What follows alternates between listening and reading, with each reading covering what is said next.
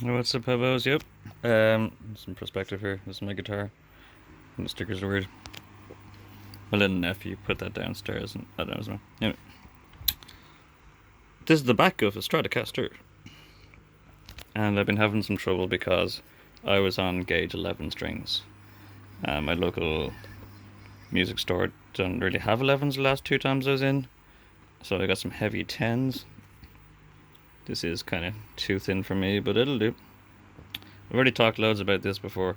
What I realized about the 11s, I'll tell you this though.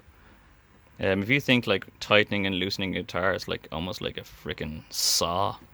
I had to have the nut on this replaced when I was a kid, playing too much Metallica and refuse and resist on it. And I got it replaced. Really nice job as well. I don't know if I can get that. How good. Musician. This store was called Musician. Look at that. The curve. It's made of bone. Cost 50 squids to get it done. Very happy with it. It's got that curve that goes down into it there. It's beautiful. And it turned all tanned. But I realised the 11s were actually sawing down through it. You know, if you tighten and loosen your strings, or tighten and loosen your strings, or even tuning, it slowly saw down through it. And that's why my action is lower than it's supposed to be down here from tightening and sawing through the bone. And that's why I've been getting loads of, can you see it there? Lower action fret buzz. Which is, it's not a great thing because that's going to change my, if it's a nice perfect thing, like, that's putting it a little bit intonated. See, it's like, not intonated, but it's like almost a millimeter. Like if it's flat, as it is very flat, look at that, it's pretty bad. Thanks, Fender. The guys at Fender have been great over the years. Fender on Fender kind of guy. The guys at Fender, if I was a skateboarder, I'd be so kitted out. Who's giving you strings? Yo, DeVille, who's giving you strings, man? Who's keeping you in plex? Nobody. Yeah, no guitarist is really good. But alright, I'm talking about the back at the moment. Jeez. So when I put on the 11s, I had to readjust this to loosen it, I think. I must have loosened it because I'm going to tighten it. No, I definitely had to tighten it, sorry, to deal with the tension on the 11s. This is a very fragile kind of guitar. It was built to be a 50s model. Look, it's only got like one ply fucking thing on it. It's all what you can kind of stick plex in there though. It's kind of handy. If it was like a live performing artist. I saw this guitar in that same locals music store the other day, brand new, and you want to see how beautiful and different. It'd be funny to get a comparison photo of what this looks like. 18 years. It's about this 18 years. She's 18 years old. This was a really good idea. Yeah, not really. I just realized I can't get a screwdriver in to adjust either of these two here now. I can't even get like a weird Allen key screwdriver thing. So that was really stupid. Might have to wood glue. Oh, not get the wood glue off. I don't know what it is. I hope it's not epoxy resin. Oh, no. These stickers are increasing the value of my guitar. Yeah. Anyway, I'm going to talk about this. So, yeah, you want it 3 on 3 because I've tried loads of different things. And I know someone that even had... That's a lot of tension. You would be playing very, very heavy strings. Maybe if you are in a metal band and you're playing very heavy strings, you use all 5 springs. So you can really deal with that extra tension. But it always has to be balanced. And some people think it's cool, or an idea, like I did, to put these 2 here in here. No, it's not. You just want these springs square. Absolutely square. And I've been trying to hone this in and bring it in, and I've realized that it comes to just when it's about a millimeter or 2, about 2 mils away. Sorry, what I'm talking about is tightening and loosening these screws will tighten and loosen the whole tension on the block, which goes through to this part. And if the block is super tight, this will be gripped down to the ground. You don't really want to grip down to the ground. You want it to have a bit of at least a semitone.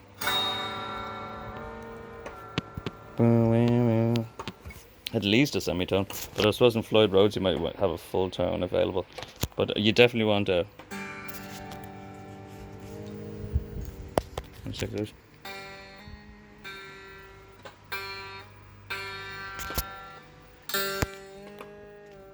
Yeah, it's about a semitone.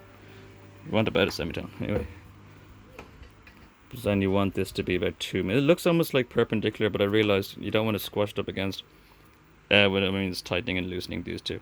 Now again, tightening and loosening anything on a guitar and making readjustments is long, painful as I'm making these videos, and it wears your guitar down. So like if I tighten this up and screw it all up and realized, oh no, this is still too tight, and it's down to the very ground, and like take everything apart, take all the screws in and out again.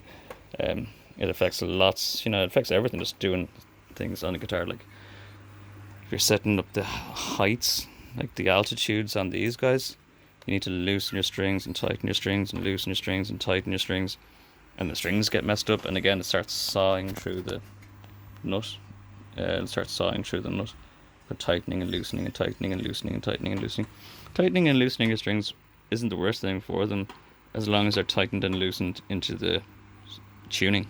If you start tightening and loosening strings into wrong tunings, they will get fixed into that tuning and get settled in that way.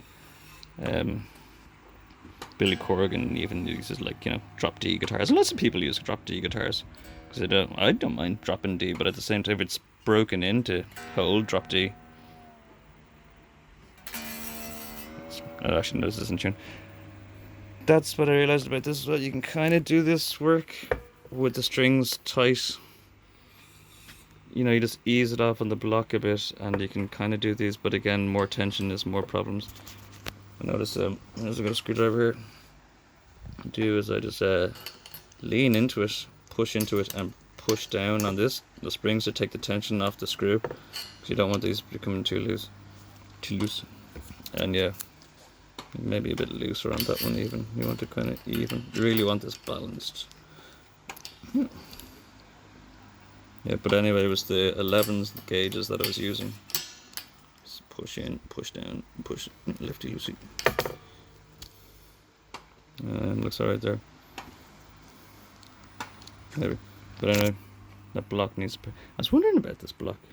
It's a big solid block of aluminium or something. Or even softer than aluminium. It feels weird, the block. Designing a guitar is like, oh yeah, and just put that big solid block there.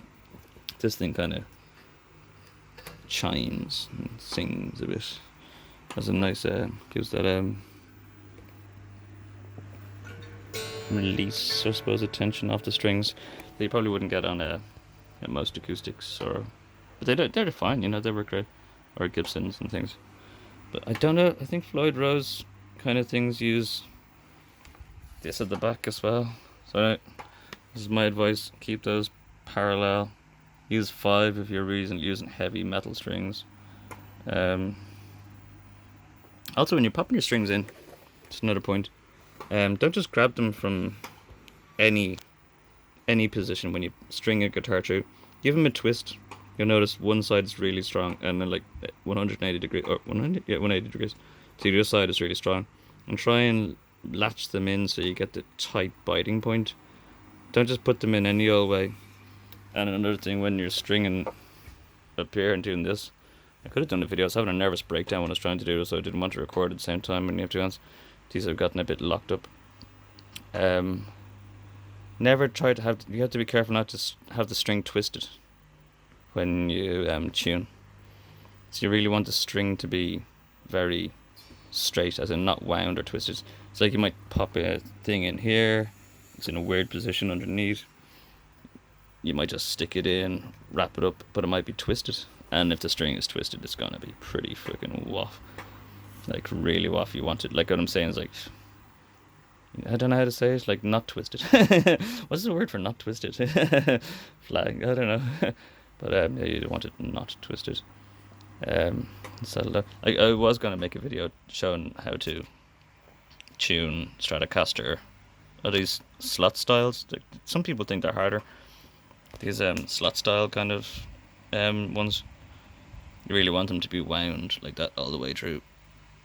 One of them is a bit short. What was it there? Oh, the D's okay. The D could do it another wind maybe. But yeah, the trick is, anyway, if you want to know, what is it? You measure your 4 fingers. So you take your 4 fingers, and it's your 4 fingers extra. 4 fingers, so like from here and to cut the you need to cut the strings basically, stringing these. You can't just stick them in like a Gibson or acoustic. So you cut a big fat 4 fingers. Well, my 4 fingers are pretty skinny, but you cut 4 fingers, so this will bring you about up to there, and you cut from there off the string and pop it down in. Also, the winding, you want to be careful with the winding, because you'll start to twist the string if you're kind of doing some sloppy winding, and you don't want the string to be twisted. This will help for electronic nothing, positive and negative electricity. That's to look like Jimi Hendrix, you know.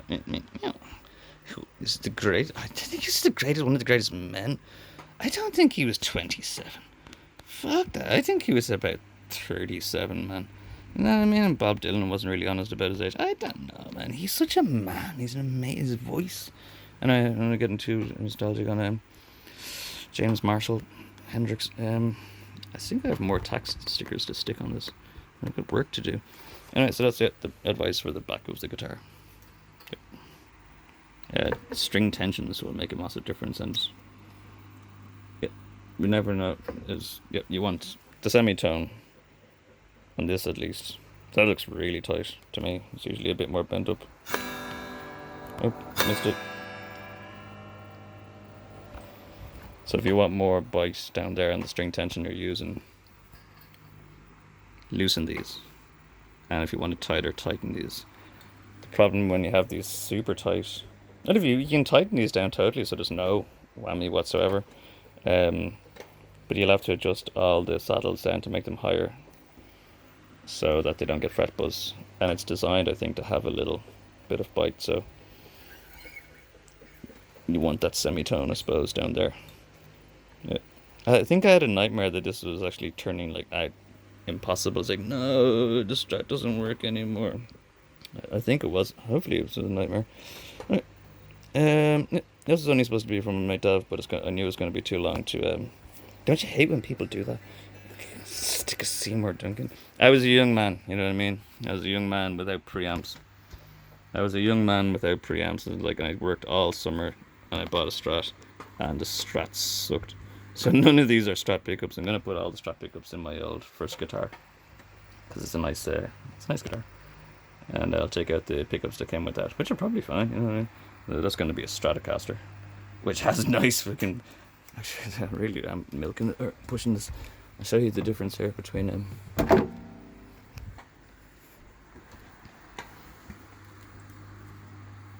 That's what nice frets look like, you know what I mean? Very unplayed. And it's probably nice wood. I can't remember. Is it rich wood?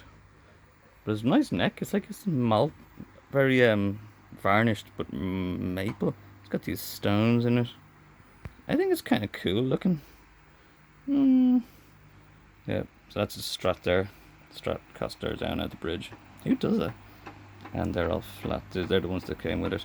So I'm going to put all the Strat ones in here. And it'll technically be a Stratocaster. Bullet bridge. Are they called bullet bridges? No, bullet neck. I can't remember what they're called. Yeah. So now that's what real frets look like.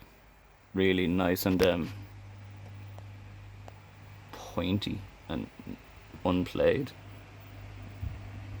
See the bite on that? Oh yeah, look at the bite on that. Barely played it ever. Well, I had little hands, you know, tiny little 13-year-old hands. I was like 12. No, I was 11, 12. Compared to these squished nugs, which are totally worn down. It's not even the indents, but like the whole thing is going to be practically flattened. I couldn't get it refretted. I don't know what started as. That's like pulling teeth out of your loved one. I was like, I couldn't get. See, down here's the original one. You see how bitey they are. Let me get this. Focus. There we go. See how bitey they are. Oh yeah, nice bite. No bite. Flattened out. Anyway, the guys at Fender have been great over the years. This is an unpaid endorsement. Oh yeah, exactly. Yeah. No preamps. I had no preamps back then. So I did that. Shit. I had to see more Duncan. I don't want it there. But if I get it properly wired, I'll try to rewire it myself. There's going to be a bleed switch, and I'll put a thing there to stop it at 2. So I can bleed in my Seymour Duncan into these 2. So I'll have 3. I'll have a bit of John Frusciante here, I have a mid one here, and I'll have my main thing here, And I get to bleed in some treble so I can hit some pinches. God, that knob is so stiff compared to this. And that one, unused. Bleed switch, that's what it's covered in blood. Right, that's not really blood. Yeah, okay, I'm gonna go.